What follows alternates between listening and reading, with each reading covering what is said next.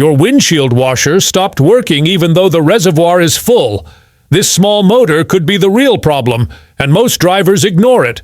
A non-working windshield washer is more than just an inconvenience. It's a safety issue. If you press the washer switch and nothing sprays onto the windshield, especially during rain, dust, or highway driving, your visibility is seriously reduced. One of the most common causes? A failed windshield washer motor. What the washer motor does. The washer motor is a small electric pump attached to the washer fluid reservoir. When you activate the switch, the motor pulls fluid from the tank and pushes it through the hoses to the spray nozzles. If this motor fails, no fluid reaches the windshield even if the tank is full. Signs of a bad washer motor. Here are the clear warning signs. No sound when you press the washer switch.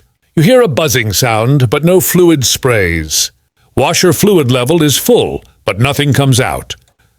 Windshield wipers work normally, but the washer does not. Fluid leaks near the reservoir area. Common causes of failure. Why does the washer motor fail? Dirt and debris from using plain water instead of washer fluid. Corrosion inside the motor. Blown fuse or damaged wiring. Aging motor with weak internal components.